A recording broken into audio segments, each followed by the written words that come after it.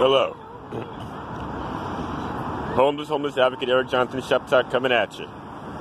Now, I've been asked to make a speech on September 20th concerning why DC government has failed to end homelessness. Now, let's bear in mind that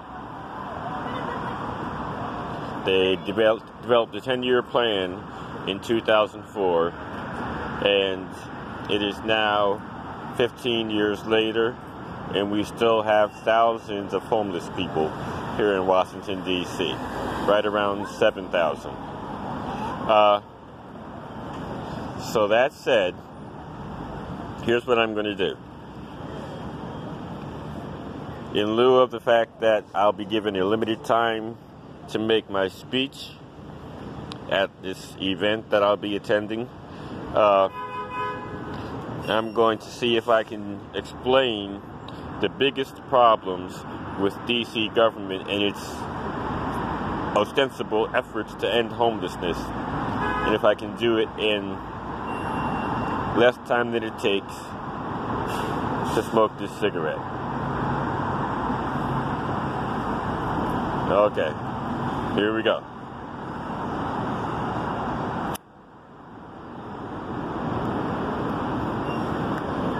Alright, so the biggest problem when it comes to DC government trying to end homelessness, and I say trying with hesitation, is that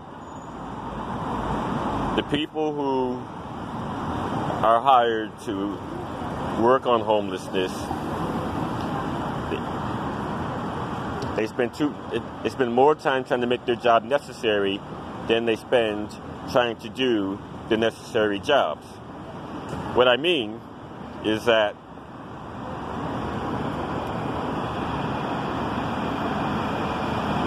we have government officials and nonprofits who are working on the issue, and these nonprofits, they want to justify getting these grants that they get. They want to make sure that they get this or that grant next year. So they gear all their efforts toward maintaining homelessness rather than ending it. And they spend a lot of time trying to justify the money that's given to them and trying to explain why they should get that money next year. So their work is kind of heavy on administrative stuff, and they don't want to work themselves out of a job. So they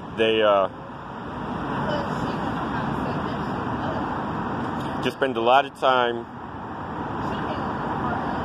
trying to take care of the homeless and don't really deal with the issues that would end homelessness.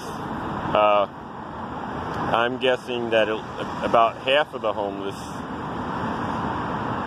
can and will work, but the government doesn't put a lot of effort into that. So back in 1988, the Department of Labor under President Ronald Reagan began a study on homeless employment. I forget the long name, but anyway, I can look it up before the speech. And that study concluded that after grants were given to various homeless service agencies across the country, that about half of the homeless who are served by those agencies got into this employment program, or these various employment programs. And about half of those who got into these programs actually held the job for at least 3 months. So I think that after that happened, the feds kind of took all homeless employment efforts and wrote them off as colossal failures and said, we're not going to work on that anymore. We're just going to work on maintaining homeless people and keeping them out of the public eye, out of the public's way, and that sort of thing. So there are a lot of homeless people who I know are able-bodied, who ask me about jobs, and there's just not much of an effort to connect them to employment. The programs that exist have very low capacities.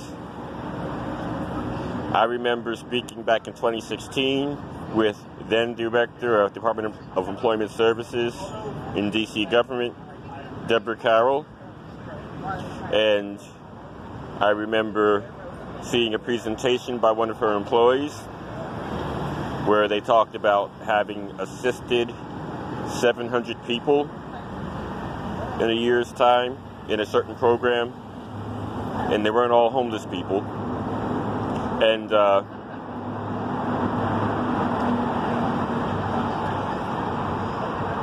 I asked, what if I got the approximately 4,000 homeless people that I believe are ready, able, and willing to work and sent them your way? Could your program handle them? And she said no. I commend her honesty. She was a straightforward woman, and I have reason to believe that she was pushed out because she connected with the advocates. But that's another issue.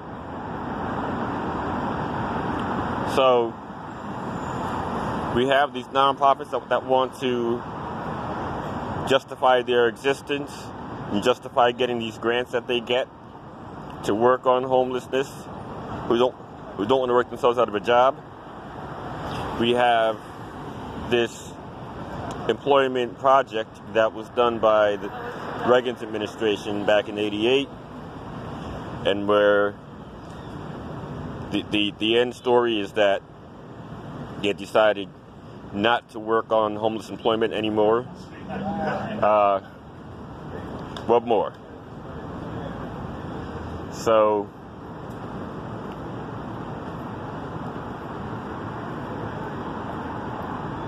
oh yeah, can't forget. So there's this big word that we've all heard plenty of times, I'm sure: gentrification. Now, what the city does in terms of the homeless ties in with the issue of gentrification. You see, a mayor like Muriel Bowser, who's focused on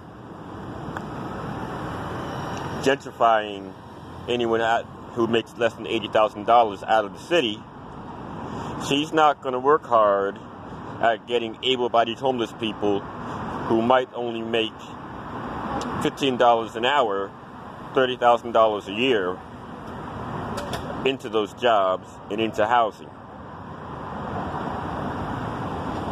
She doesn't want anybody who makes under $80,000 a year to come to DC or to stay in DC if they're already here. And so it makes sense in its own right that a gentrifying mayor would do too little too late to address homelessness, especially homeless employment, and that she would instead continue to focus on the most vulnerable, an effort that began in 2008 under the prior mayor whose protege she is, Adrian Fenty.